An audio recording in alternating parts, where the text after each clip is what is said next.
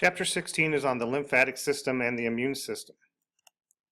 The lymphatic system is a network of vessels that assists in circulating fluids through your body. It works with the cardiovascular system. It's very closely associated with the cardiovascular system. The blood vessels and the cardiovascular system vessels basically are parallel to each other. The lymphatic system works to transport excess fluid away from the interstitial spaces, helps reduce swelling or edema. It transports fluids that have leaked out of the cardiovascular system back to the bloodstream. It transports fats that have been digested from the digestive system to the bloodstream. And it helps defend the body against disease.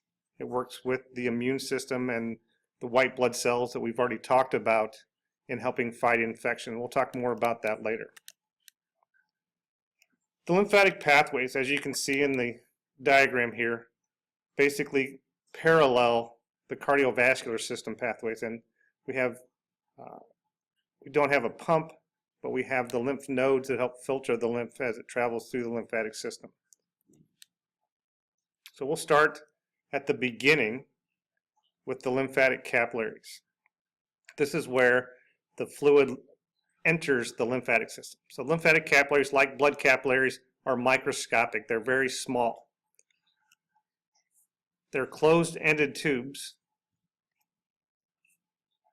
They're found in the interstitial spaces of most tissues associated with the blood capillaries. The structure is very similar to the structure of the blood capillaries in that they're only one cell layer thick. And their function is to collect fluid from surrounding tissues, which becomes the lymph. Once the fluid goes from the tissue space into the lymphatic capillaries, we call that fluid lymph. There are special types of lymphatic capillaries found in the lining of the small intestine that help absorb fats and transport them back to the blood, called lacteals. From the lymphatic capillaries, the lymph is going to flow into the lymphatic vessels. Lymphatic vessels are similar to the veins in the cardiovascular system, but the walls of the lymphatic vessels are even thinner than the walls of the vein. Like the veins, they have valves that help prevent the lymph from flowing backwards. You can see that labeled in the diagram there. The lymphatic vessel wall is made up of 3 layers, just like the vein. There's an inner lining called the endothelium. There's a smooth muscle layer, very thin layer in the middle. And then there's an outer layer made up of connective tissue that holds it all together. The larger vessels lead to the lymph nodes, where the lymph gets filtered. We'll talk more about lymph nodes later. And then to the larger lymphatic trunks, which drain lymph from large areas of the body and head it back towards the cardiovascular system. So let's talk about these lymphatic trunks just a little bit. Their function is to drain the lymph from the lymphatic vessels. And you can see on the diagram where the major lymphatic trunks are located in the body. They're named based on where in the body they're located and which parts of the body they drain the lymph from. And we have the lumbar in the lower back, the intestinal in the stomach region where the intestines are located, intercostals in the thoracic region in the chest, bronchial mediastinal right in the center, right where the heart and the trachea and the esophagus and all those structures. Subclavian is in the shoulder, and the jugular in the neck.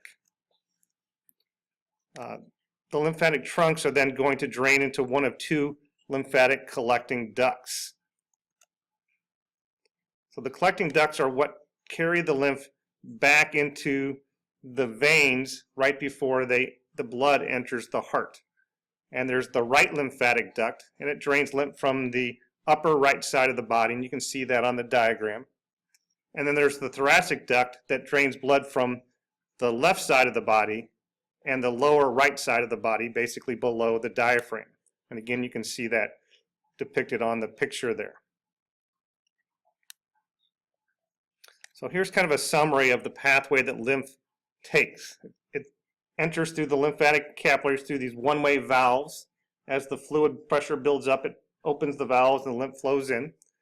And the lymphatic capillaries carry the lymph to the lymphatic vessels, which carries them to the lymph nodes where the lymph is filtered, and any pathogens or any other harmful substances can be filtered out of the lymph.